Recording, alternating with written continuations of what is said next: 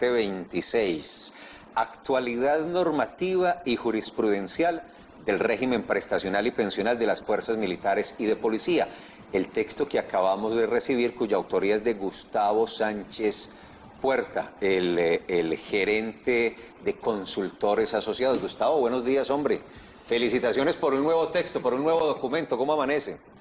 Gracias, Felipe, gracias al equipo, a todos los televidentes. Sí, son 8 obras literarias de actualidad pensional, las cuales ya contamos. Ya lleva 8. 8 que tenemos al servicio como un aporte más a que la gente conozca y los servidores públicos, a sus administrados, actúen de la mejor manera posible. No dejemos pasar la coyuntura del lanzamiento y la presentación del libro para hablar precisamente de esta condición especial en materia prestacional y pensional de las fuerzas militares y de policía. Hoy, ¿cómo está, Gustavo, el asunto?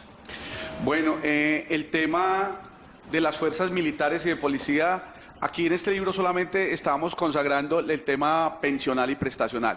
Pero es importante que los televidentes sepan, y traemos una buena noticia ahora con el lanzamiento de esta obra, es que el Consejo de Estado acaba de reconocer a todos los oficiales y suboficiales, o digámoslo más bien a las esposas o compañeras permanentes que quedaron sin pensión por la muerte de esos esposos o compañeros, que no les daban pensión porque no habían muerto en combate o no habían muerto en actos del servicio. Ahora, por el mero hecho de estar portando el uniforme, por el hecho de estar incluido en las fuerzas de policía, en este caso la Dirección General de la Policía, tienen derecho a que las esposas y compañeras reciban pensión de sobrevivencia.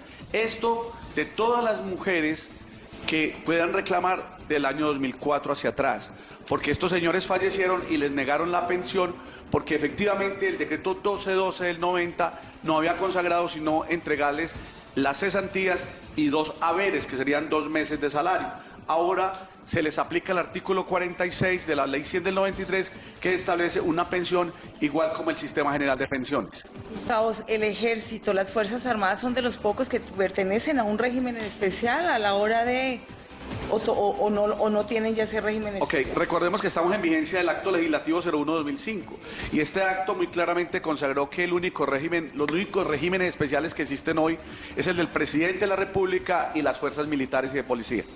¿En qué consiste ese régimen especial para las Fuerzas Armadas? Pues que ellos se pueden pensionar con 20 años de servicio, inclusive desde 15 años ya tienen derecho al 50%, no de una pensión, sino de una asignación de retiro.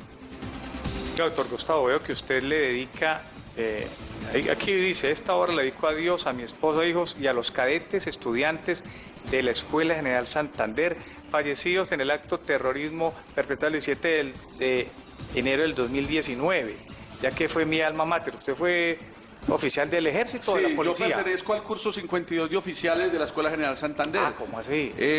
Inclusive el director anterior era compañero de curso, el general Guatibonza, curso también.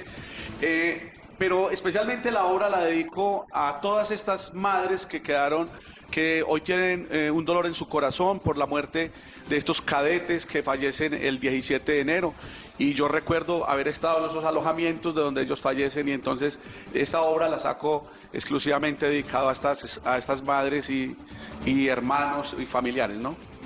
Doctor Gustavo, con respecto a estos regímenes especiales, ¿cómo estamos con respecto a otros países? Muchas veces se hacen las comparaciones de qué es lo que está sucediendo en el caso chileno, en el caso mexicano, en el caso colombiano.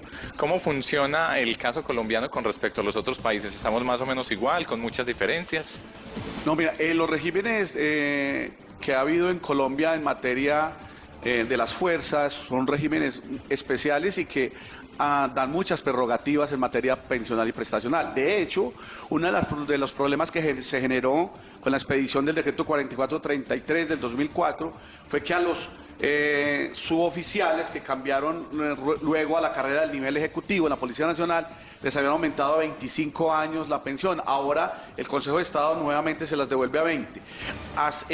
Volviendo a ese contexto, o sea, volviendo a reconocerle ese derecho, los militares y policías de Colombia tienen un buen régimen prestacional comparativamente con otras fuerzas del mundo.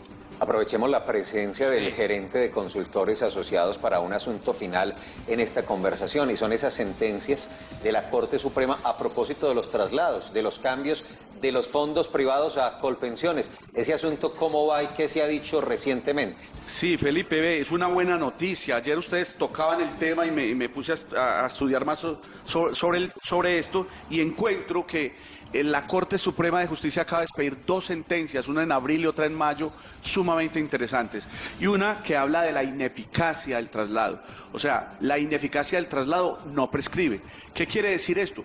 Que cualquier persona hoy puede iniciar un proceso de demanda pidiendo la nulidad de esa afiliación, porque la Corte acaba de decir que no solamente se debía asesorar, sino que se tenía que dar un buen consejo, aconsejar a esa persona, explicarle muy bien, primero, desde el punto de vista técnico y financiero, cuáles iban a ser las connotaciones que iba a tener en el futuro y sobre todo, la ineficacia de ese traslado.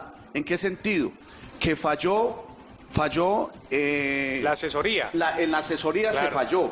Pero más grave es que la confianza legítima que uno deposita en la administradora se pierde cuando un profesional del derecho revisa una afiliación y ve que a esa persona no le conviene el traslado y lo deja en el fondo privado, no midiendo las consecuencias futuras. Doctor Gustavo, yo termino con esto que preguntan a diario. Ayer se nos estallaron los ojos preguntando algo que se dijo.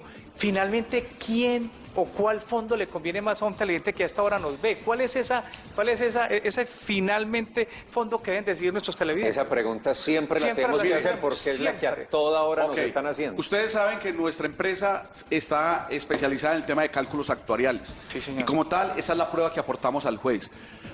Hoy, en Colombia, basados en cálculos actuariales, todas las personas que devenguen menos de 2 salarios mínimos deben permanecer en los fondos privados. ¿Por qué? Porque en los fondos privados existe la garantía de pensión mínima y la devolución de saldos. Segundo, todo el que devengue más de 2 salarios mínimos tiene que trasladarse a Colpensiones, porque allí va a obtener un monto de pensión hasta el 80% decreciente.